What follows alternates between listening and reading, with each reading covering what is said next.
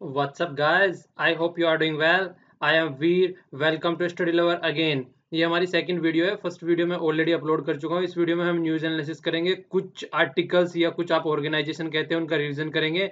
इसके बाद में फिर हम लगभग 10 के करीब क्वेश्चन करेंगे और जो मॉर्निंग में क्वेश्चन देते हैं उनके आंसर देखेंगे। ये हमारा टोटल शेड्यूल रहेगा यहाँ पे। अब चलते हैं, देख लेते हैं। देखिए पहले ही पेज पर है, ये सार्क सैटेलाइट से रिलेटेड न्यूज चल रही है। पहले तो सार्क के बारे में देख लीजिए है क्या, ठीक है। उसके बाद में आगे चलेंगे। देखिए ये टोटल ग्रुप है 8 कंट्री का। 8 कंट्री का ग्रुप है। यहाँ पे आप लोगों को दिख रहा होगा अफगानिस्तान। आप इसको ग्रेट इंडिया भी बोल सकते हैं। पहले कभी इस तरीके का इंडिया हुआ करता था, ठीक है। अगर आपको दिख रहा हो यहाँ पे, कितना अच्छा लग रहा है। तो ये टोटल 8 कंट्री है। अफगानिस्तान, पाकिस्तान, नेपाल हो गया, इंडिया हो गया, भूटान हो गया, बांग्लादेश हो गया, श्रीलंका हो गया और मालदीव हो गया। तो टोटल अभी यहाँ पे ये 8 कंट्री हैं, ठीक है। तो 8 कंट्री है, तो 8 में से देखिए जो इन 8 कंट्री तो अलग अलग सब अपनी जगह सही है, पर लेकिन दो कंट्री आप लोगों को दिख रही है, एक तो ये वाली और एक ये वाली। इन दोनों की कभी बनती नहीं है, और इन दोनों की कभी बनती नहीं है इस वजह से जो बाकी 6 कंट्री है उनका भी विचारों का मन नहीं लगता है। फिर आप लोग कह सकते हैं जब ये दोनों लड़ते रहते हैं तो भी खड़ा होकर तमाशे देखते रहते हैं। तो इस वजह से ये जो सार्क ऑर्गेनाइजेशन है एक तरीके से बिल्कुल ठप पड़ चुकी है, ठीक है। कभी ढंग से काम नहीं करती है, तो ऐसे ही इसकी सिचुएशन हो चुकी है। तो इसका जो पहले तो थोड़ी सी फैक्चुअल इन्फॉर्मेशन देख लेते हैं। इसका हेडक्वार्टर जो है काठमांडू में है। काठमांडू कहाँ पे पड़ता है, याद आ रहा है कुछ? नहीं याद आ रहा है किस कंट्री की कैपिटल है? चलिए तो क्वेश्चन में लिखिए, याद आ जाएगा। और इसके अलावा 9 इसमें ऑब्जर्वर है, ठीक है ना। इन 9 ऑब्जर्वर में ऑस्ट्रेलिया है, चाइना है। चाइना भी ऑब्जर्वर है, याद रखना ऑब्जर्वर अगर पूछ लिया जाए तो।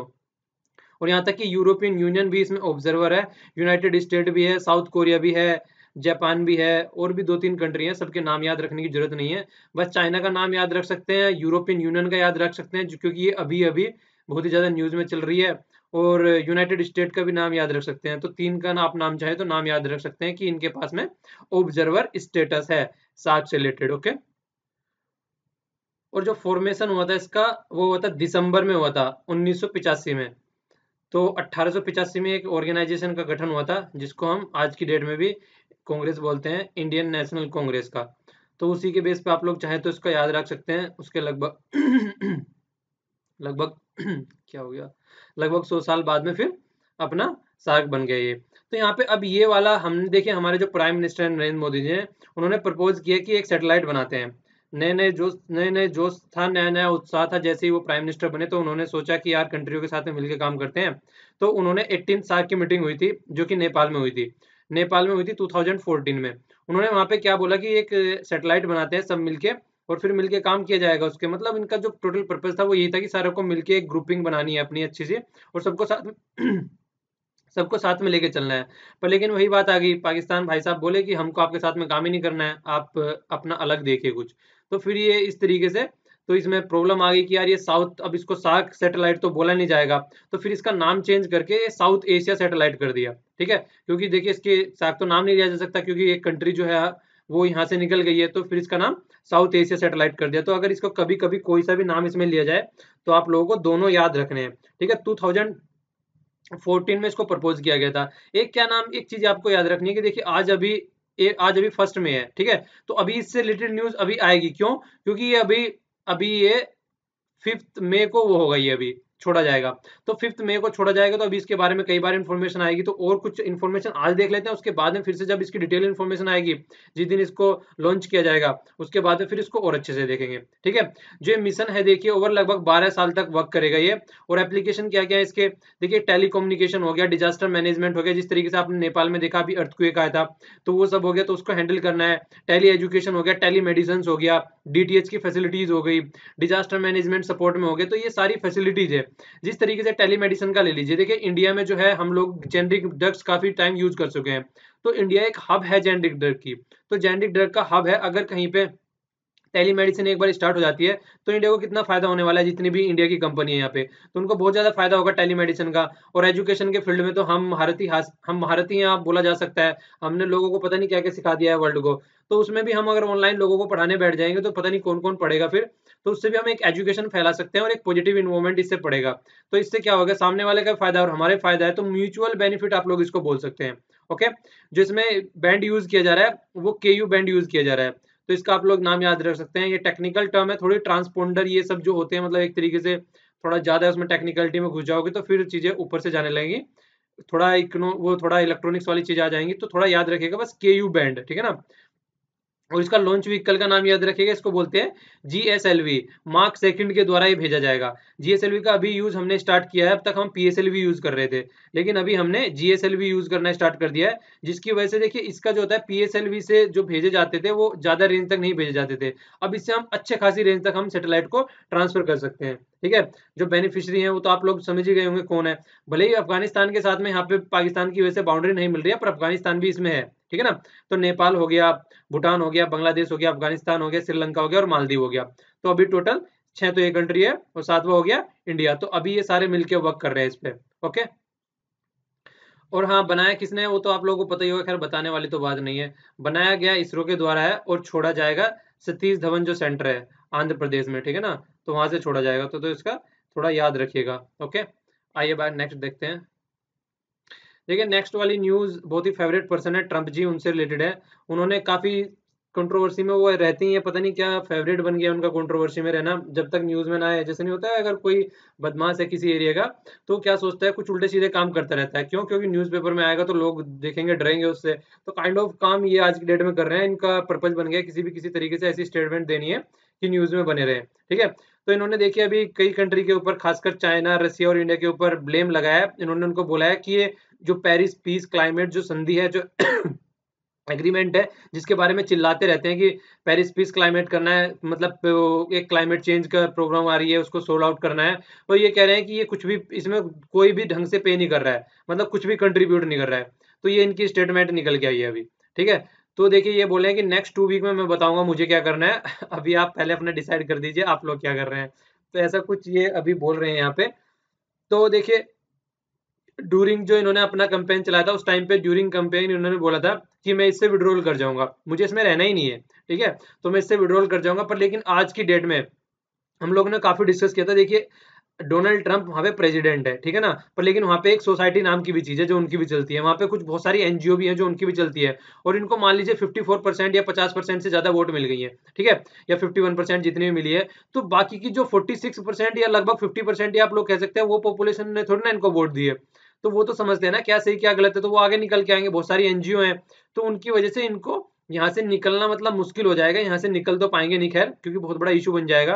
और ऊपर से फिर रेस्पॉन्सिबिलिटी वाली बात आती है। हम लोगों ने ये भी डिस्कस किया था कि अगर इंडिया जैसी कंट्री या फिर चाइना जैसी कंट्री ऐसी कुछ बातें बोल देती, तो सारे जो डेवलप्ड वर्ल्ड है, सारे जो वेस्टर्न कंट्री है, सब चढ़ जाती है ऊपर कि ऐसा कैसे कर दिया, ये कर रहे हो वो कर रहे हो। आज की डेट में कोई इतना नहीं बोल रहा है इनके बारे में, जैसे स्टेटमेंट ये दे रहे हैं आज की डेट में, ठीक है। तो वो तो चलो सही है, जो भी है देख लीजिए। इनका एक्सपेक्टेशन लगाया कि G7 से पहले जो मैं देखिए अभी मई में इसकी मीटिंग होने वाली है 26 और 7 में, ठीक है ना, इसी मंथ में। तो उससे पहले इन्होंने 2 हफ्ते का टाइम भी मांगा है लगभग। तो 15 दिन तो ये हो गए, 5-7 दिन इधर उधर चले जाएंगे। तो हो सकता है इससे पहले पहले ही अपना डिसीजन ले ले, क्योंकि वहां पे इनको बोलना पड़ेगा, वहां पे इनको कुछ ना कुछ तो बताना पड़ेगा कि मैं क्या स्टेप्स ले रहा हूँ उसके ऊपर, क्योंकि ग्रुप में तो फिर बोलना पड़ता है ना सबको। तो अपनी इज्जत बचाने के लिए हो सकता है ये कुछ ना कुछ तो स्टेप्स यहाँ पे लेंगे ही। अब थोड़ा G7 के बारे में देख लेते हैं। ठीक है, G7 जो ग्रुपिंग कंट्री है, ये पहले G7 ही था, फिर उसके बाद में G8 हो गया, और फिर से G7 हो गया। ठीक है, तो G7 हो गया, तो पहले इसमें से G8 में से कौन निकला? रशिया के बारे में बता चुका हूँ आप लोगों को। क्रीमिया वाले इशू पे रसिया बाहर निकला था, क्योंकि सारी वेस्टर्न कंट्री ने बहुत ज्यादा क्रिटिसाइज किया था इसको, रसिया को। क्यों? रशिया में उसमें क्रीमिया में रेफरेंडम करवा दिया था उन्होंने, और रेफरेंडम करा के फिर जो क्रीमिया उन्होंने हथिया लिया, क्योंकि वहां पे रशियन इथनिसिटी के सारे आदमी वहां पे रहा करते थे। ओके, तो यहाँ पे अभी कनाडा है, फ्रांस है, जर्मनी है, इटली है, जापान है, और यूके है, और यूएस है। तो अभी ये 7 कंट्री यहाँ पे रह गई हैं। तो 7 कंट्री आप देख सकते हैं कि अच्छी खासी मतलब ताकतवर कंट्री है सारी, और सबके साथ में ये फिर इनकी मम्मी है, ये सबके साथ में रहती हैं। यूरोपियन यूनियन जिसको बोलते हैं, ये भी एक कंट्री की तरह काम कर सकती है। पर लेकिन G7 जो बोलते हैं, देखिए यहाँ पे देखिए नाम आ गया 1 2 3 4 5 6 7, ये है पर इसको गिना नहीं जा रहा है। ठीक है, वरना G8 हो जाएगा। क्यों? क्योंकि कंट्री नहीं है, पर कंट्री की तरह ट्रीट करती है। मैं आप लोगों को बता चुका हूँ, क्योंकि देखिए यूरोपियन यूनियन अलग से है, पर लेकिन जर्मनी इसका पार्ट है, फ्रांस इसका पार्ट है, तो इसलिए इसको अलग नहीं बोला जा सकता। ठीक है ना, और भी इटली ले लीजिए, तो ये पार्ट है इसके, तो ये वैसे साइड में आती है। बस वही है कि देखने आती है कि बच्चे क्या कर रहे हैं, मैं भी देख लेती हूँ थोड़ा बहुत। तो याद रखिएगा इसको उस तरीके से, ठीक है। तो यहाँ पे G7 हो गया ये, ओके। और देखिए G7 अगर कंट्री को देखा जाए तो लगभग 64% जो नेट ग्लोबल वेल्थ है, वेल्थ की बात कर रहा हूँ मैं यहाँ पे, ओके, जीडीपी की बात नहीं कर रहा हूँ, जीडीपी थोड़ी कम आएगी। तो वेल्थ जो है वो इतनी है लगभग, और G7 की जो जीडीपी है आज की डेट में 46 है। ठीक है। अगर परचेजिंग पावर पैरिटी की बात करें तो वो और थोड़ी कम जाएगी, क्योंकि पॉपुलेशन यहाँ पे इतनी ज्यादा है नहीं, पॉपुलेशन दूसरी कंट्रियों में ज्यादा है, तो वो थोड़ी और कम आ जाती है। पर लेकिन अगर हैप्पीनेस की बात करें तो बोला जाता है कि यहाँ पे आदमी अच्छे खासे खुश रहते हैं, अच्छा खासा ह्यूमन डेवलपमेंट इंडेक्स भी यहाँ पे रहता है। तो वो सारी चीजें चलो अलग बात है। अभी हम लोगों के याद रखने वाली बात ये है कि 42nd जो मीटिंग है वो G7 की 2016 में हुई थी, ठीक है ना, मई में, ओके, जापान में हुई थी। तो अभी आप लोग ओनली 43 याद रखना है, ये बाकी की अगर 44 45 कोई बहुत ज्यादा महारथी हो जिसको लग रहा है कि G7 से प्यार हो गया है, तो वो इनको भी याद रख सकता है कि कहाँ कहाँ होने वाली है ये। पर लेकिन आप लोगों को एक याद रख लोगे तो काफी है, ठीक है ना। ये अभी मई तक तो अभी ये याद रखनी है, फिर मई के बाद में आपको नेक्स्ट भी याद रखनी पड़ सकती है। अभी फिलहाल इटली का याद रखो, ठीक है। तो इटली में होने वाली है नेक्स्ट वाली जो समिट है, मई 26 और 27 में। तो ये यहाँ पे अगर आप थोड़ा सा इटली को भी देखना चाहे तो ये हो गया यहाँ पे इटली, ओके। तो यहाँ पे अभी मीटिंग होने वाली है, तो थोड़ा याद रखिएगा। पेज 3 पे न्यूज है, सिंगल पॉइंट न्यूज आप इसको बोल सकते हैं, ऑपरेशन दुर्गा। याद रखिएगा, ऑपरेशन दुर्गा चलाया जा रहा है हरियाणा गवर्नमेंट के द्वारा। ईव टीजिंग जो होती है, लड़कियों को छेड़छाड़ी जो करते हैं, जो बदतमीजी करते हैं लड़कियों के साथ में, उनके लिए है। देखिए यार, ये इस तरीके की चीजें अगर आप लोग भी देखते हैं तो समझाइए कि यार क्या कर रहा है, तेरे घर पे भी माँ बहन बेटी होगी तो थोड़ा उसको आप लोग भी समझाया कीजिए। सोसाइटी को अच्छा बना के रखिए यार, प्यारी सी सोसाइटी है। अब यहाँ पे पेज 7 पे न्यूज है, ये ड्रिप इरिगेशन से रिलेटेड है, ठीक है ना, और मल्चिंग से रिलेटेड है। दोनों में देखिए न्यूज तो थी वैसे कर्नाटका वगैरह की कोई न्यूज थी, तो उससे मुझे, वो तो स्टेट की होगी पर्टिकुलर, तो वहां पे इतना ज्यादा फोकस नहीं देना है। इससे रिलेटेड ये दो चीजें हम लोग देख लेते हैं, एक तो ड्रिप इरिगेशन और एक है ये मल्चिंग। तो यहाँ पे क्या होता है ड्रिप इरिगेशन में, ये देखिए पाइप में ओनली यहाँ पे थोड़ा सा छेद रहेगा जहाँ पे पेड़ पौधे लगे हुए हैं, ओनली वहीं पे पानी जाएगा, ठीक है ना, जिससे इसको नमी मिलती रहे। और बाकी आप लोग दिख रहा होगा सूखा सूखा रहेगा, आगे भी फिर जहाँ पे पेड़ होगा वहां पे थोड़ा छेद रहेगा, वहां पे पानी चला जाएगा। तो इसको ड्रिप इरिगेशन बोलते हैं। पर ड्रॉप मोर क्रॉप आप लोगों ने कॉन्सेप्ट सुना होगा, तो वो इसी की हेल्प से यूजफुल होता है, पानी का ज्यादा से ज्यादा यूटिलाइजेशन हुआ जाता है इसमें। तो ये ड्रिप इरिगेशन होती है। और दूसरा जो मल्चिंग हम लोग देख रहे हैं, आप लोगों ने खेती देखी होगी जिस तरीके से यहाँ पे हो रहा है, तो पत्तियां फूस जो होता है, जो बचा होता है, उनको बिछा देते हैं नीचे इस तरीके से करके साइड में, ठीक है ना। ये कई सारे आप फोटो भी देखिएगा, और अगर यहाँ पे आप लोगों को ज्यादा बेटर नहीं लग रहा है तो दो तीन उस पे सर्च करके फोटो देख लीजिएगा गूगल पे, तो आप लोगों को और ज्यादा बेटर आइडिया हो जाएगा कि होता क्या है। तो इस तरीके से पत्तियां फूस बिछा देते हैं ये पहले तो, मतलब एक तरीके से कई सारे काम कर सकते हैं। नमी भी नहीं ज्यादा उड़ पाएगी यहाँ से, जैसे खेतों में नमी बनी रहेगी, ऊपर से जैसे पानी वगैरह दिया जाएगा तो कुछ टाइम के बाद में फिर ये खाद का भी काम कर सकते हैं। तो कई सारे काम इससे हो जाते हैं इसी के साथ साथ में, ओके। तो इसको मल्चिंग बोलते हैं हम लोग। तो देखिए यहाँ पे इन्होंने थोड़ा सा ये इसका आप लोग बोल सकते हैं कि एनालिसिस दिया है थोड़ा सा, कि जहाँ पे देखिए यहाँ पे ये वाली है ट्रेडिशनल, ट्रेडिशनल वाला कलर है ये लाइट ब्लू, और थोड़ा डार्क ब्लू जो है वो ड्रिप इरिगेशन वाला है। तो देखिए ज्यादातर ट्रेडिशनल एग्रीकल्चर, ट्रेडिशनल यूज कर रहे हैं हम, ट्रेडिशनल जैसे ट्यूबवेल से हो गया या फिर कुछ भी अपना लगा लीजिए, तो वो सारी चीजें हम यूज कर रहे हैं, नहर वगैरह से हो गया तो पानी वहां से ज्यादा लेके आ रहे हैं, ठीक है। पर लेकिन अगर हम वो देखें कि पैदावार किससे ज्यादा हो रही है, वो देखा जाए अगर, तो एक तरीके से वो ड्रिप इरिगेशन येलो वाला है, जो कि डार्क येलो है, और ये है हल्का येलो। तो देखिए सब में अगर मैक्सिमम में आप लोग देखें, जो कम ज्यादा हो रहा है, जो कम तो हो रहा है वो यूज हो रहा है ड्रिप इरिगेशन पर, कमाई ज्यादा ड्रिप इरिगेशन से हो रही है, क्योंकि वहां पे पानी का एक इफेक्टिव यूज हो रहा है, ठीक है ना। मैक्सिमम चांसेस में यही आप लोगों को देखने को मिलेगा। अगर एक दो में छोड़ दिया जाए, बस यहाँ पे शुगर कैन में अगर छोड़ दिया जाए, तो मैक्सिमम में तो यहाँ पे सजेशन क्या निकल के आता है, सजेशन यही निकल के आता है कि अगर ड्रिप इरिगेशन यूज कर रहे हैं तो उससे बहुत ज्यादा फायदा हो सकता है, ठीक है। तो ये आप लोग अगर आप आसपास में हो तो आप लोग भी सजेस्ट कर सकते हैं अपने आसपास वाले एरिया में, कि पानी का फायदा भी होगा, पानी भी बचेगा, और उससे अपना एग्रीकल्चर में मतलब फायदा भी होगा, अच्छी पैदावार भी होगी। पेज 10 पर न्यूज है, ये न्यूज मुझे काफी इंटरेस्टिंग लगी, इंटरेस्टिंग लगी, उसका कुछ रीजन है। रीजन ये है, अभी ये वाली कंट्री मैं आप लोगों को कई बार दिखा चुका हूँ, ये कंट्री का नाम है साइप्रस। ये वाली यहाँ पे टर्की हो गया, टर्की के जस्ट नीचे साइप्रस है, और जो नॉर्थ वाला पोर्शन है ये टर्की के अंडर में है, ठीक है ना, 1974 से, तो टर्की के अंडर में है ये। तो अब तक साइप्रस के जो है हमारे यहाँ पे लीडर मतलब प्रेसिडेंट आए हुए थे, तो वो कई बार बोल चुके हैं कि यार टर्की से हमारा पीछा छुड़वा दो, तो काइंड ऑफ चीजें बोले थे। तो इंडिया ने भी पूरा बढ़ चढ़ के बोला उनको कि हाँ हम आपकी हेल्प करेंगे, तो काइंड ऑफ नरेंद्र मोदी जी ने पूरा बोला कि हम पहले से सपोर्ट करते हैं, अब भी सपोर्ट करेंगे। तो अभी मीटिंग आने से पहले अभी घुसे ही हैं बस इंडिया में, आप लोग कह सकते हैं आधा, मतलब पहुंचे भी नहीं अभी तक लीडर तक। तो जो जो प्रेसिडेंट है आगे, तो उन्होंने अपनी बातें क्या क्या बोलनी स्टार्ट कर दी है। वैसे तो आप लोग जानते हैं कितने खुकार इंसान है, अभी रेफरेंडम करवाया टर्की में, जो सारी पावर है अब इनके हाथ में आ जाएगी क्योंकि ये जीत चुके हैं। तो एक तो वैसे ही बात आ गई, तो आते ही इन्होंने क्या बोलना स्टार्ट कर दिया, जिस तरीके से आप चाहते हैं कि साइप्रस के बीच में, हम दोनों के बीच में आप लोग आके चाहते हैं कि वहां पे सेटलमेंट किया जाए, उसी तरीके से मैं भी चाहता हूं कि पाकिस्तान और इंडिया के बीच में जो कश्मीर का इशू है उसमें टर्की कुछ हाथ बटाए, आप लोग ही हेल्प करें, क्योंकि आप लोगों से हो ही नहीं रहा है, इतने दिनों से आप लोग लगे हुए हैं। तो हम सोच रहे हैं हम आप लोगों का थोड़ा हाथ बटा दें।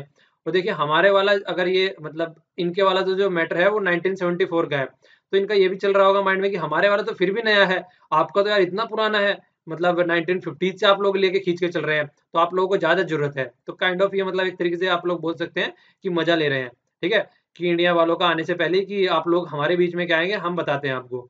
तो वही हो गया, जैसे को तैसा काइंड वाली चीज़ें चल रही हैं। पर इंडिया ने भी कुछ सोच समझ के ही बोला है, क्योंकि 2016 में क्या किया था इन्होंने, 2016 में जब ये पाकिस्तान की विजिट पे गए थे टर्की, तो इन्होंने बोला था कि हम चाहते हैं कि यूएन इंटरमीडिएट बने इस्लामाबाद और दिल्ली के बीच में कश्मीर इश्यू को सॉर्ट आउट करने में। तो इंडिया वालों ने भी सोच समझ के इसीलिए बोला है ताकि ये आगे से चपड़-चपड़ ना करें। पर लेकिन चपड़-चपड़ तो इन्होंने आते ही स्टार्ट कर दी। तो फिर इंडिया वालों ने रिप्लाई कर दिया कि देखो भाई, हमारा हुआ था शिमला पैक्ट, ठीक है ना, 1972 में। उसके तहत जो है हमारे बीच में कोई नहीं आ सकता। हमारा बहुत है प्यार पाकिस्तान के साथ में। तो पाकिस्तान के साथ में हम बहुत प्यार करते हैं। हम नहीं चाहते हैं कि हम दोनों कपल के बीच में कोई तीसरी कंट्री आके इंटरफियर करे, ठीक है? तो इंडिया वालों ने रिप्लाई कर दिया। ओके? तो देखिए इंडिया और पाकिस्तान ये आगे से क्या बोल रहे हैं, इंडिया को पता है एनएसजी की जो एनएसजी में इंडिया एंट्री चाहता है, न्यूक्लियर सप्लायर ग्रुप है ये, ठीक है ना? एनएसजी में इंडिया एंट्री चाहता है, तो चाइना ने स्टॉपेज लगा रखा है, चाइना घुसने नहीं दे रहा है इसमें। तो ये तुर्की वाले बोल रहे हैं कि पाकिस्तान और इंडिया को दोनों को मिलना चाहिए। तो ये अपना मतलब वो नहीं कहते पत्ता सेट कर रहे हैं, पाकिस्तान की भी बड़ाई कर रहे हैं और इंडिया की भी बड़ाई कर रहे हैं। तो काइंड ऑफ मतलब दोनों साइड से देखो यार, ये इंटरनेशनल पॉलिटिक्स होती है, ठीक है ना? कोई भी दोस्त नहीं है और कोई भी दुश्मन नहीं है। आप लोग देख लीजिए, अगर 1950 तक ले लीजिए तो पाकिस्तान यूएस से लंगोटिया यार थे, पर लेकिन आज की डेट में सिचुएशन चेंज हो चुकी है। चाइना को ले लीजिए और रशिया को ले लीजिए, और तो और छोड़िए, जिसको हम ऑल वेदर फ्रेंड बोला करते थे, आज की डेट में वो भी ऑल वेदर फ्रेंड नहीं रह गया। तो ये सारी सिचुएशन चेंज होती रहती है अकॉर्डिंग टू पॉलिटिक्स और according to economics of the country. तो यही सब चीजें बोल रहे हैं कि देखिए इंडिया जो है उसका स्ट्रॉन्ग सपोर्ट है, क्योंकि तुर्की ने उसको हथिया लिया था 1974 में इंटीग्रिटी के लिए, तो साइप्रस के साथ में हमने प्रॉमिस किए हैं। तो देखिए अभी क्या और निकल के आता है। इस तरीके की बातें तो बोलते रहते हैं सब लीडर अपनी अपनी, पर लेकिन ग्राउंड लेवल पे कुछ और ही वर्क रहता है। ये तो बस दिखाने के लिए होता है दुनियादारी में। चलिए अब आगे चलते हैं। हमारी कंट्री देखिए कितनी अच्छी कंट्री है, कोई कहीं इनोवेशन करता है, हमारा इनोवेशन करने का तरीका ही अलग है। पेज 10 पर ये न्यूज़ है, इलेक्शन कमिश्नर से वो बोल रहे हैं कि 5 साल का बैन लगा दो भाई साहब, जो कि वोटर को ब्राइब देते हैं, ठीक है ना? आप लोगों ने अभी देखा होगा आर के नगर कॉन्स्टिट्यूएंसी, इसके बारे में बहुत बार डिस्कस कर चुका हूँ। ये जयललिता जी की कॉन्स्टिट्यूएंसी थी, उनके एक्सपायर होने के बाद में खाली पड़ी हुई है। अब इसको भरने की बात चल रही है, तो 2 गुट बन गए थे वहाँ पे। दोनों गुट सोच रहे थे कि जौन सा भी इसको जीत जाएगा, वही एक तरीके से वारिस हो जाएगा जयललिता जी का। तो यहाँ पे इतना ज़्यादा आप लोग बोल सकते हैं कि बहुत ही खराब लेवल पे चीज़ें पहुँच गई थी। मतलब कि लोगों के फ़ोन रिचार्ज कराए दिए गए, एक तरीके से पेटीएम में रिचार्ज करा दिया गया, किसी को कहीं पे पैसे फेंके जा रहे हैं घरों में, न्यूज़पेपर में पैसे बोले जा रहे हैं, किसी का टेलीविज़न का बिल रिचार्ज करा दिया। तो इस तरीके के मतलब कंडीशन इन्होंने करी है, तो एक इनोवेशन दिखा रहे हैं। देखिए इस तरीके से बहुत ज़्यादा इनोवेशन करते हैं। भले ही हमको साइंस में नोबेल प्राइज़ मिलने बंद हो गए हों, पर लेकिन वैसे हम इनोवेशन में सबसे आगे हैं आज की डेट में भी। इस तरीके का इस मतलब जुगाड़ भेड़ने में, ठीक है ना? तो ये जुगाड़ भेड़ा है। तो इलेक्शन कमिश्नर ने बोला है कि देखो यार, लॉ मिनिस्ट्री को बोला है कि यार देखो हमको थोड़ा पावर दो, ठीक है ना? पावर किसके तहत मांग रहे हैं? पावर मांग रहे हैं जो representation of the people act है, इसके तहत पावर मांग रहे हैं। लेकिन अगर इसकी पावर ना अगर ये पावर ना दे, तो कॉन्स्टिट्यूशनल पावर है इनके पास में अंडर आर्टिकल 324। तो 324 के तहत पावर है, पर लेकिन देखिए कॉन्स्टिट्यूशनल पावर यूज करना एक थोड़ा सा अच्छा नहीं लगता है। एक्ट के द्वारा अगर पावर दी जाए, क्योंकि एक्ट जो होता है पार्लियामेंट के द्वारा बनाया जाता है। देखिए दोनों में डिफरेंस क्या है, ये क्यों पावर करने से झिझक रहे हैं थोड़ा सा, कि देखिए यहाँ पे लिखा भी है, the logic is that it does not want to use the constitutional power, ठीक है, to frequently.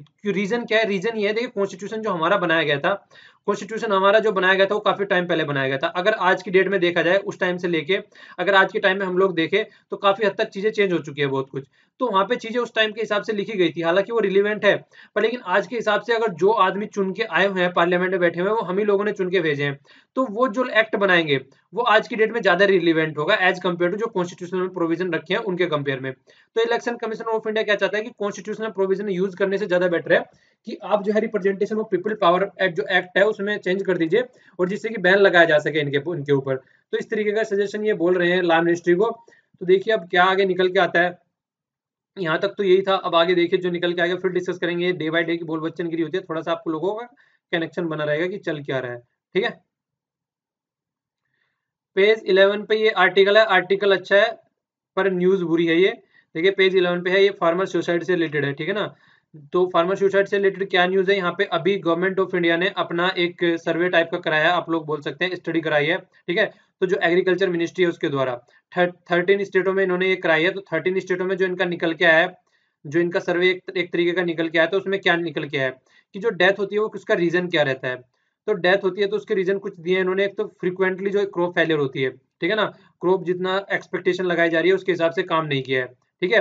Vagaries of the monsoon, monsoon की प्रॉब्लम रहती है, टाइम पर नहीं आ रहा है। ऊपर से absence of the assured water resources, मतलब पता नहीं है कि मानसून तो आते ही नहीं है, उसके साथ भी फिर कुछ ऐसा नहीं रहता है कि यहाँ से कम पानी मिल जाएगा, तो सूख जाती है खेतों में खड़ी खड़ी फसल। उसके बाद में अटैक होता है पेस्ट वगैरह से, डिसीज वगैरह होती हैं, डेप्ट में दबे रहते हैं, लोगों से उधार लेते हैं, उसके बाद में चक्रवृद्धि ब्याज लगता है जिसको कंपाउंड इंटरेस्ट भी बोलते हैं। तो वो सर काम चलता है, फिर उस पर चढ़ता चला जाता है। वही काम आप लोग बोल सकते हैं जो चाइना कर रहा है आज की डेट में वर्ल्ड में। चाइना क्या कर रहा है, दूसरी कंट्री को अपना उठा के पैसे दे देता है, और फिर पता नहीं है वो पे नहीं कर पाएंगे, इतना दे देता है उनको, और फिर उनपे मतलब वही है, फिर बस फिर क्या है, फिर तो दादागिरी है, अपने हिसाब से काम करते रहो, या तो हमारा पैसा दो, नहीं तो हम ऐसे करेंगे। और कुछ सब बहुत सारे सोशल कोजेस भी होते हैं, मान लीजिए कोई शादी हो गई, शादी में दहेज वगैरह देना पड़ गया, बीमार हो गया कोई, इस तरीके की चीजें भी बहुत सारी रहती हैं, ठीक है। तो ये कुछ पॉइंट्स है, ये पॉइंट्स है गवर्नमेंट के द्वारा। इसके अलावा नेशनल क्राइम रिकॉर्ड्स ब्यूरो के द्वारा भी कुछ पॉइंट्स यहाँ पे निकाले गए हैं। तो इनके जो डेटा निकल के आए हैं वो भी लगभग अप्रोक्सीमेटली आइडेंटिकल निकल के आए हैं, वही की बैंकरप्सी हो जाती है, मतलब लोन वगैरह डेप्ट जो यहाँ पे इन्होंने बोला था। फार्मिंग रिलेटेड इशू है, वही की पानी वगैरह मानसून वगैरह है, फिर क्रॉप फेलियर हो जाता है। फैमिली की प्रॉब्लम चलती है, जो बीमारी वगैरह होती है, तो काइंड ऑफ इलनेस वगैरह हो गया, या फिर ड्रग्स की, मतलब जो अल्कोहल या ड्रग्स वगैरह लेते हैं, तो ये कुछ कुछ मिलते जुलते यहाँ पे हैं, ठीक है ना। तो ये रिपोर्ट के बारे में दिखा रखा है कितने कितने फार्मर मरे हैं 2014 में, 2015 की बात कर रहे हैं यहाँ पे, ठीक है ना। तो 2000 देखिए फार्मरों ने कितने ने सुसाइड करी है 14 में, और 15 में और ज्यादा बढ़ गए हैं। एग्रीकल्चर लेबर की बात कर रहे हैं, ये तो खैर घट गई है। तो टोटल मतलब सही नहीं चल रहा है ये। फिर अलग अलग दिखाया पुअर टीम की वजह से क्या हो रहा है, ड्रग्स एब्यूज की वजह से, इलनेस की वजह से, फार्मिंग प्रॉब्लम की वजह से, तो ये फिर अलग अलग बैंकरप्सी की वजह से, सुसाइड जेंडर, तो ये सारी चीजें इतने तो ज्यादा खैर डेप्थ में जाने की जरूरत नहीं है, डाटा है। आप लोगों के लिए क्वेश्चन निकल के आता है, आप लोगों को बताना है जो एनसीआरबी है, ये एनसीआरबी किस मिनिस्ट्री के अंदर आता है, ठीक है। जो इसका गठन हुआ था वो 1986 में हुआ था, 1986 में इसका गठन हुआ था, गवर्नमेंट ऑफ इंडिया का जो मतलब एक तरीके से। तो इसका मोटो भी अगर देखा जाए तो देखिए, empowering the Indian police with the information technology. तो मतलब पुलिस को अगर इंपावर किया जाएगा तभी जो क्राइम वगैरह है वो कम होंगे, ठीक है। तो ये इसका मोटो है, अगर आप लोग याद रखना चाहे तो आप लोगों को बताना है कि किस मिनिस्ट्री के अंडर आता है, ये रिकॉर्ड रखता है कि कहाँ कहाँ पे क्राइम हो रहा है। तो ये उससे रिलेटेड है, ठीक है ना, तो थोड़ा बताइएगा। तो अब ये तो हमने देख लिया, मुद्दे की बात करते हैं। मुद्दे की बात क्या है, ये है कि देखिए सुप्रीम कोर्ट ने पूछा सेंटर से कि आप क्या कर रहे हो कि इतने जो फार्मर हमारे एक्सपायर हो रहे हैं। तो उन्होंने बताया कि हम लोगों ने अभी सर्वे कराया तो हमें पता चला कि हाँ यहाँ से मरते हैं, ठीक है ना, तो यहाँ यहाँ से एक्सपायर होते हैं। तो इन्होंने क्या बताया, देखिए हम बहुत सारे काम कर रहे हैं। एक तो सबसे बड़ी बात यही होगी, एग्रीकल्चर मतलब एग्रीकल्चर मिनिस्ट्री ने रिप्लाई किया कि सबसे बड़ी बात तो यही होगी, देखिए डेथ जो फार्मर का इशू है वो अनफॉर्चुनेट है, वो तो समझ में आता है। पर लेकिन सबसे बड़ी बात यह है कि देखिए ये एक मतलब इंडिविजुअल रेस्पॉन्सिबिलिटी है स्टेट की। हम इसमें क्या कर सकते हैं, एग्रीकल्चर जो स्टेट का सब्जेक्ट है तो इंडिविजुअल स्टेट की रेस्पॉन्सिबिलिटी हो गई। हम तो क्या कर रहे हैं, ऊपर से क्रॉप इंश्योरेंस दे रहे हैं, मतलब इस तरीके से क्रॉप डाइवर्सिफिकेशन वाला काम हो गया, या फिर government intervention minimum support price वाला काम हो गया। तो फार्मर वेलफेयर के लिए सेल लगा रखी है हम लोगों ने, डिजास्टर अगर कुछ होता है उसमें हम हेल्प करते हैं। पॉलिसीज वगैरह बनाई जाती है, वो भी उनको देख के बनाई जाती है, मतलब वहाँ पे भी सब हेल्प करने के लिए रहते हैं। अगर कोई इंसेक्ट्स वगैरह लग रहा है, कुछ भी है, मतलब किसी भी तरीके से अगर फार्मर के लिए कोई पॉलिसी बनाई जाती है, जैसे कि सोइल टेस्टिंग वगैरह हो गई, तो हम हर जगह मतलब हेल्प करते हैं। तो उस तरीके से कोई सुसाइड वगैरह मतलब ये यहाँ पे दे रखा है इन्होंने, एड्रेस करते हैं कि सुसाइड की ज्यादा से ज्यादा ना हो, मतलब प्रिवेंट किया जाए, ठीक है ना। पर लेकिन अगर इसके लिए मतलब परमानेंट फार्म इनकम कमीशन की भी बात बोल रहे हैं, देखिए यहाँ पे क्या बात आ रही है कि जो फार्मर की जो इनकम होती है उसको परमानेंट कर दिया जाए, कि कम से कम इतनी इनकम तो दी जाए। हम लोगों ने इकोनॉमिक सर्वे का पूरा चैप्टर डिस्कस किया था जिसको यूनिवर्सल बेसिक इनकम बोला गया था। तो वो भी कहीं ना कहीं यहाँ पे हेल्प पहुंचा सकती है। तो इस तरीके के पॉइंट आप कहीं पे भी डाल सकते हैं, आप लोग देख सकते हैं अगर उसको चाहे तो काफी अच्छे से वहाँ पे चीजें मतलब एक अच्छे खासे वे में एक्सप्लेन की गई थी सारी प्रोज और कॉन्स देखते हुए। तो वो भी चीजें आप लोग कहीं पे भी यूज कर सकते हैं। पेज 14 पे न्यूज है रेलवे से रिलेटेड, रेलवे बजट है 2017 से ही क्या कर दिया, मर्ज कर दिया गया था जो हमारा नॉर्मल बजट है उसके साथ में। अब देखिए क्या करने जा रहे हैं, अभी सोचा जा रहा है इसके बारे में, देखिए क्या होता है। प्राइवेट मतलब एक तरीके से प्राइवेट प्लेयर के हाथ में दे रहे हैं, जो कि रेल फ्राइट होता है, जो कि एक तरीके से सामान ढोने वाला एरिया होता है, ठीक है ना। बहुत सारी ऐसी इंडस्ट्रीज है, जैसे कि ले लीजिए काफी बड़ी बड़ी होगी, जो कि बहुत लार्ज स्केल पे वर्क करती है इस फील्ड में, तो अपना वो आराम से सामान इधर उधर ले जा सके बिना किसी प्रॉब्लम के, तो इसलिए इन सब चीजों को अलाउ कर रहे हैं। तो मिनिस्ट्री ऑफ रेलवे ने प्राइवेट कंपनीज को बोला है कि मतलब जो अपना अपना फ्रेट ट्रेन रन कर सकती है, मतलब खुद का अपना ओन टर्मिनल, अपना ओन प्राइवेट टर्मिनल बना सकती है, और खुद की अपना कार्गो मतलब ले जा सकती है, अपना खुद का, एक तरीके से बोल सकते हैं कि जैसे मान लीजिए कोई ट्रेन हो गई, तो ये ट्रेन हो गई सैमसंग वालों की, ये ट्रेन हो गई मतलब किसी भी और रेल, किसी भी और जो रेता वगैरह ढोते हैं, ये ट्रेन हो गई सब्जी वालों की। तो काइंड ऑफ मतलब उन्हीं के ऊपर देना चाह रहे हैं कि खुद अपना चलाओ, खुद अपना देखो, बस ये मॉनिटर करेंगे चीजों को, ठीक है ना। तो उससे काफी फायदा रहेगा, क्योंकि देख रेख भी अच्छे से होगी, प्राइवेट के हाथ में जाएगा तो अपना अपना एरिया सब अच्छे से रखने की कोशिश करते हैं ना। जिस तरीके से कोल से रिलेटेड हो गया, बहुत सारा सामान इधर से उधर जाता है, कोयले से रिलेटेड ट्रेनें जाती है, आप लोगों ने भाग मिल्खा भाग मूवी भी देखी होगी, कोयला जब चुराया जाता है वहां पे, शुगर इधर से उधर जाता है, सीमेंट जाता है, फर्टिलाइजर जाता है, तो ये सारी चीजें वही बोली गई है। फिर एक अच्छे लेवल में जो काम है वो देखने को मिलेगा। और इसके लिए देखिए इतना आसान तो नहीं है, प्लान को अगर इम्प्लीमेंट करना तो एक प्रॉपर वे में सारी चीजें करनी पड़ेंगी गवर्नमेंट को, सब चीजें देखनी पड़ेगी, प्रॉपर लिंक की भी जरूरत पड़ेगी, क्या क्या रोडवे नेटवर्क चाहिएगा, पूरा पूरी इंफ्रास्ट्रक्चर चाहिएगी, तो वो सब चीजें इनको देखनी पड़ेगी। तो अभी ये है कि देखिए दिया जाता है या नहीं दिया जाता है, ठीक है ना। तो थोड़ा आइडिया आप लोगों को होना चाहिए कि क्या क्या आप ये करने जा रहे हैं। तो फ्यूचर में सजेशन में आप लोग लिख सकते हैं, अगर आंसर लिख रहे हैं या फिर ऐसे वगैरह लिख रहे हैं कहीं पे, ठीक है। क्वेश्चन देख लेते हैं। देखिए यहाँ पे क्वेश्चन में पहला ही क्वेश्चन ये है, इसमें आप लोगों को थोड़ा कॉमन सेंस कैसे यूज करना होता है, देखिए उसका आप लोगों को थोड़ा नजारा देखने को मिलेगा। यहाँ पे ये बोल रहे हैं कि देखिए following pollutant are release by the diesel run vehicles. तो जो डीजल पे चलाए जाते हैं वो व्हीकल क्या यूज करते हैं। मान लीजिए आपने क्वेश्चन देखना स्टार्ट किया, सल्फर कंपोनेंट लिखा हुआ है, यहाँ पे नाइट्रोजन ऑक्साइड लिखा हुआ है, पार्टिकुलेट मैटर लिखा हुआ है, कार्बन डाइऑक्साइड लिखा हुआ है। तो दो चीज तो देखिए आप लोग पहले देखिए कौन सा, पहले तो आप लोग को सबसे पहले तो यही करना है, वीडियो को पॉज करके क्वेश्चन का आंसर दीजिएगा, ठीक है ना। और मैं आशा करता हूँ कि आप लोग ये कर लेते हैं, ठीक है। देखिए ये आप लोगों के ऊपर छोड़ रखा है, कम से कम इतना तो ईमानदारी दिखानी बनती भी आप लोगों की, वरना कोई मतलब नहीं है इस तरीके का डिस्कशन का। अब देखिए क्वेश्चन देख लेते हैं। क्वेश्चन में क्या है, देखिए आप लोगों को कम से कम अगर कुछ भी इसमें से नहीं पता है कि ये निकलेगा ये निकलेगा ये निकलेगा, पर ये तो पता ही होगा कम से कम, ठीक है ना। कार्बन मोनोऑक्साइड आपने बहुत बार सुना होगा कि ये निकलता है, और इसकी वजह से क्या होता है, मतलब कई बार ये सुनने को मिलता है कि यार कैंसर हो गया उसकी वजह से, वो सारी चीजें हो रही हैं। तो इस तरह की चीजें आप लोगों को सुनने को मिलती है। और जैसे आप लोग बाइक वगैरह देखते हैं, तो बाइक वगैरह का जो साइलेंसर रहता है उसमें क्या रहता है, बहुत सारे छोटे छोटे कण कण लगे होते हैं, ठीक है ना। इस तरीके से छोटे छोटे से बहुत सारे वो लगे होते हैं, तो वो जम जाते हैं उसके ऊपर। तो ये पार्टिकुलेट मैटर तो और भी पतले हैं, जब मोटे मोटे निकल रहे हैं तो पतले तो और भी निकल रहे होंगे। तो इसका मतलब ये दो चीजें कंफर्म हो गई, ठीक है ना। और दो चीजें कंफर्म हो गई, दो में से अगर एक भी, अगर आप लोगों को मान लीजिए एक भी कंफर्म हो गया, तीसरा मान लीजिए कंफर्म हो गया अभी, तो दो तो ऑप्शन वैसे ही चले गए यहाँ से, ये चला गया और ये चला गया जिसमें तीसरा नहीं है, ठीक है। और अगर फोर्थ आप लोगों को कंफर्म हो जा रहा है किसी तरीके से, मतलब आप लोगों ने जितना सुनते रहते हैं कई बार, ये तो बहुत ही नॉर्मल सा क्वेश्चन है इससे रिलेटेड, कार्बन मोनोऑक्साइड से रिलेटेड। तो इसका मतलब क्या हो गया, जिसमें थ्री और फोर्थ है वो देख लीजिए, तो थ्री और फोर्थ किस में हो गए, ओनली इसमें हो गए, फोर्थ में। तो ये आंसर हो गया। तो ये होता है एलिमिनेशन मेथड, तो हमेशा ये यूज किया करो एलिमिनेशन मेथड, ये बहुत ही ज्यादा फायदेमंद रहेगा। ये जो सेकंड वाला क्वेश्चन है, ये तो देखिए इस तरह की चीजें तो याद ही रखनी पड़ती है, एक दो बार पढ़ेंगे तो आप लोगों को चीजें याद हो जाएगी। ये लिखा हुआ है, ये लिखा हुआ है डी के बासु, डी के बासु की गाइडलाइन किससे रिलेटेड है, ठीक है ना। तो इसके बारे में तो आपको पता होना चाहिए। तो ये है प्रोसीजर, इससे रिलेटेड है ये, procedure for arrest detection and interrogation. देखिए इसमें था क्या, मैं आपको थोड़ा बताता हूँ। अगर मान लीजिए किसी आदमी को अरेस्ट करना है, तो आप लोगों को प्रॉपर एक फाइल बनानी है, किस टाइम उसको अरेस्ट किया, किस उसमें अरेस्ट किया, जुर्म में उसको अरेस्ट किया, तो वो सारी एक प्रॉपर तरीके से उसकी फाइल होनी चाहिए। इसके बाद में जिसको अरेस्ट किया है, उसके नियर संबंधी, जो सगा संबंधी है, कोई दोस्त भाई बहन मम्मी पापा जो भी है, उसको आपको इन्फॉर्म करना है, ठीक है। तो इस तरीके से मतलब एक चीजों को प्रॉपर वे में लेके चलना है, ये नहीं कि पुलिस की दादागिरी दिखानी है।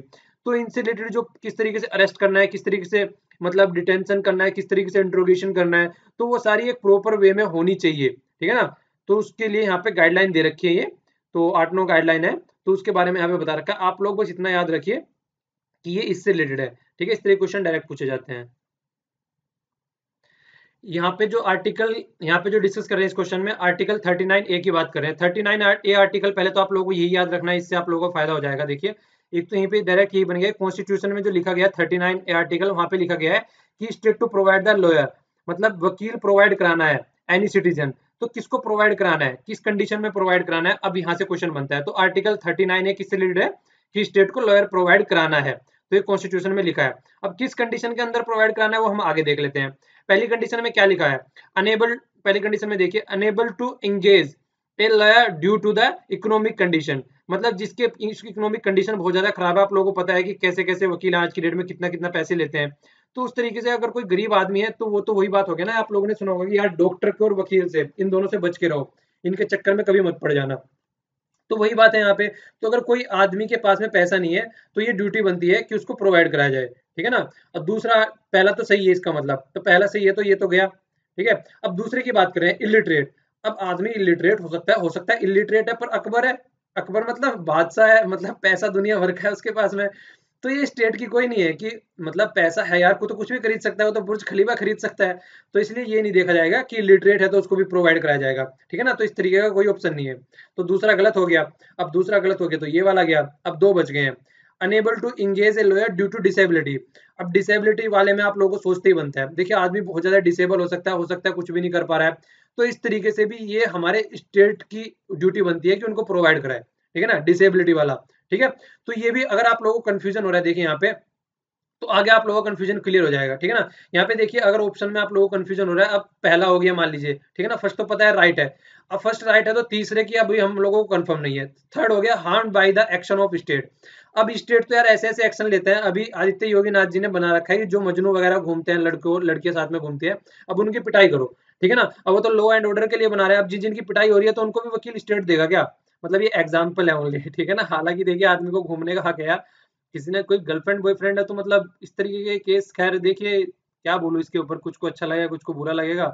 वही फिर दो दो व्यूज निकल के आते हैं, कुछ क्रिटिसाइज करने लगते हैं कि क्या बोल दिया। तो इसलिए सोचता हूँ कि अपने व्यूज कम से कम दूं मैं। तो देखिए मेरे हिसाब से अगर देखा जाए तो वो गलत है यार, इस तरीके से अगर कोई घूम रहा है मतलब अपना उसकी खुद का इंडिपेंडेंट है यार, हमारे कॉन्स्टिट्यूशन ने इतने फंड इतने राइट्स दिए हैं, तो मतलब इस तरीके की एक्टिविटी नहीं होनी चाहिए कि पिटाई कर रहे हैं अगर लड़का लड़की घूम रहे हैं, ठीक है। तो वो दादागिरी काइंड हो गया एक तरीके से। चलिए जो भी है, तो ये वाला देखिए इस तरीके से प्रोवाइड नहीं कराएंगे तो बच गया कौन? वन बच गया। वन तो किसी में है नहीं, इसका मतलब थर्ड भी आ गया साथ में, तो ये हो गया आंसर। तो इस तरीके से आंसर किया कीजिए क्वेश्चन का। नीचे वाला अगर क्वेश्चन देखा जाए वो भी एक तरीके से बहुत ही अच्छा है, अगर आप लोगों को थोड़ा भी हिस्ट्री की नॉलेज है तो आप लोग इस क्वेश्चन को करके ले जाएंगे। ये बोला गया कि which of the following factor could not contribute to the battle of Plassey, ठीक है ना। बैटल ऑफ प्लासी की बात चल रही है। बैटल ऑफ प्लासी याद है आप लोगों को कब हुई थी? नहीं है, चलिए ये तो मैं बता देता हूँ। ये हुई थी 1757 में, ठीक है ना। फिर इसके 100 साल बाद में 1857 की क्रांति हुई थी हमारी, ठीक है ना। तो इन दोनों के बीच में कहीं पे आप लोगों को बक्सर का युद्ध मिलेगा, वो बता दीजिए अब कब हुआ था, ठीक है ना। बक्सर की लड़ाई हुई थी, चलिए थोड़ा और एक्सप्लेन करके बता दीजिएगा किस किस के बीच में हुई थी वो, ठीक है। लिख दीजिएगा, हालांकि कई पार्टी थी। देखिए यहाँ पे क्या बोला गया कि नोट है, कौन सा फैक्टर नहीं है। अगर आप लोग देखेंगे तो यहाँ पे पहला ऑप्शन पढ़िए, opposition of the local people to activity of the East India company. Really यार, ये लोकल आदमियों की बात कर रहे हैं, कब बात कर रहे हैं? ये बात कर रहे हैं बैटल ऑफ प्लासी के टाइम की, 1757 के टाइम में। लोकल आदमी को तो गांधी जी के आने से पहले तक ये नहीं पता था कि हमारे साथ में हो क्या रहा है। गांधी जी आए 1915 में। 1915 में आके उन्होंने लोगों को बताया कि आपकी पिटाई की जा रही है, आपकी पिटाई की जा रही है, जाग जाओ। तो गांधी जी ने बताया उनको आगे। और खासकर जब चंपारण सत्याग्रह हुए तो इस तरीके से सत्याग्रह होने स्टार्ट हुए थे, तब लोगों को पता चला कि उनके साथ में गलत भी हो रहा है। क्यों? उनको पता ही नहीं चलता था बेचारों को। रीजन था उसका, रीजन क्या था? रीजन ये था, अब तक तो जो पिटाई की है वो की है राजाओं महाराजाओं ने, ठीक है ना। अब राजाओं महाराजा हट गए तो अब कौन आ गया? अंग्रेज आ गए। उन्होंने तो यही देखा कि अब तक वो पिटाई कर रहे थे, अब ये पिटाई कर रहे हैं आगे। तो जो कॉमन आदमी है उनको तो बेचारों को पता ही नहीं है कि चल क्या रहा है उनके साथ में, तो ईस्ट इंडिया कंपनी को कैसे अपोज कर सकते हैं? वो तो सवाल ही पैदा नहीं होता। तो यही हो गया पहला आंसर, ठीक है। तो इस तरीके से थोड़ा कॉमन सेंस लगाएंगे ना तो आराम से क्वेश्चन निकल जाएगा।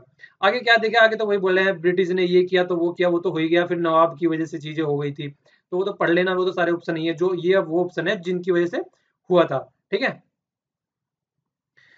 फर्स्ट वाला क्वेश्चन फैक्चुअल है, थोड़ा याद रखने वाले हैं, इस तरीके कई बार पूछ ले जाते हैं। सैखरोव प्राइज दिया जाता है, ये किसके द्वारा दिया जाता है? ये यूरोपियन यूनियन के द्वारा दिया जाता है। किस फील्ड में दिया जाता है? ये इस फील्ड में दिया जाता है डिफेंस, मतलब ह्यूमन राइट से रिलेटेड अगर कोई भी केस हो रहा है उसको डिफेंस प्रोवाइड कराना, और फ्रीडम ऑफ थॉट का, ठीक है ना। तो इस तरीके के प्राइज खासकर पूछ ले जाते हैं। आप लोगों को पता है ह्यूमन राइट से रिलेटेड कितने इशू चल रहे हैं आज की डेट में, तो उसका थोड़ा ध्यान रखिएगा। नेक्स्ट क्वेश्चन देखिए, पार्लियामेंट से रिलेटेड है। जब पार्लियामेंट मतलब स्टार्ट होती है वाइल इन द सेशन, तो किससे स्टार्ट होती है? तो ये मैं आप लोगों को बहुत अच्छे से समझा भी चुका हूँ। आप लोगों को वीडियो मतलब आप लोगों को कम से कम आंसर देना चाहिए इसका। मैं बकायदा इसको आप लोगों को पिक्चर देख के 2-3 बार बात समझा चुका हूँ न्यूज़पेपर के डिस्कशन में ही, ठीक है ना। ये देख लीजिए पार्लियामेंट में होता क्या है हमारी में। तो ये हमारी पार्लियामेंट जो होती है वो 11 बजे से स्टार्ट होती है। 11 से 12 बजे क्या होता है? क्वेश्चन आवर होता है। क्वेश्चन आवर क्यों पूछा जाएगा? ये पूछा जाएगा आते ही गवर्नमेंट पे जो है, गवर्नमेंट को बोला जाएगा अपोजिशन के द्वारा, क्वेश्चन पूछे जाएंगे, भैया ये फील्ड है आपके, क्या कर रहे हो आप? कुछ कर ही नहीं रहे हो, ठीक है ना, डिमोनेटाइजेशन जैसे हुआ था कि ये क्या कर डाला, आप तो बर्बाद कर दोगे, तो ऐसे ऐसे क्वेश्चन बोले गए उस टाइम पे। तो एक क्वेश्चन आर होता है, स्टार्टिंग में खिंचाई की जाती है, आती है, जिनको चुन के भेजा गया, ठीक है ना। तो आंसर क्या हो गया इसका, आंसर क्या हो गया यहाँ पे, क्वेश्चन आर हो गया, ठीक है। आंसर तो ये हो गया, थोड़ा आगे भी देख लीजिए आप। आंसर तो यहाँ पे ये हो गया, उसके बाद में फिर जीरो आर आता है, फिर इसके बाद में लंच हो जाता है। जीरो आर ये याद रखिएगा, इंडियन इन्वेंशन है ये, ठीक है ना। और थोड़ा यहाँ पे एक चीज और याद रखनी है, राज्यसभा में जो चलती है 5 बजे तक चलती है, क्योंकि यहाँ पे थोड़े मतलब आप लोग बोल सकते हैं कि मतलब खास आदमी होते हैं थोड़े, तो वो जल्दी घर जाना चाहेंगे। कुछ भी याद रख सकते हैं, बड़े आदमी होते हैं, बुजुर्ग होते हैं, इसलिए बोल सकते हैं कि घर जाना जल्दी चाहेंगे, क्योंकि इनकी एज भी थोड़ी ज्यादा होती है यहाँ पे चुने जाने की। सारी बताई थी, चलिए बताइए, सारी बताई थी मैंने कि कितनी कितनी एज होनी चाहिए। उस दिन मैं प्रेसिडेंट के बारे में जिक्र कर रहा था, बताइएगा कि जो राज्यसभा में बनने के लिए कितनी एज होनी चाहिए, लोकसभा में बनने के लिए कितनी एज होनी चाहिए, प्रेसिडेंट के लिए कितनी एज होनी चाहिए, ये कमेंट बॉक्स में नीचे आंसर दीजिएगा। और जो इनका काम चलता है वो 6 बजे तक चलता है। ओके, इसी बीच में सारे लॉ वगैरह बनाए जाते हैं, बजट वगैरह पास किया जाता है। फर्स्ट वाला देखिए, यहाँ पे जो क्वेश्चन है इसमें देखिए क्या बोला है कि प्राइवेट मेंबर के बारे में बोल रखा है। प्राइवेट मेंबर वो मेंबर होता है जो कि एक गवर्नमेंट का मेंबर, मतलब गवर्नमेंट का मिनिस्टर नहीं है, ठीक है ना। अगर कोई मिनिस्ट्री के द्वारा बिल बनाया जाता है तो वो बोलता है, मतलब वो तो मिनिस्ट्री का बिल हो गया जिसको बिल बोलते हैं प्राइवेट। अगर वो उसके अलावा कोई बिल बनाया तो प्राइवेट मेंबर बोलते हैं उसको, ठीक है।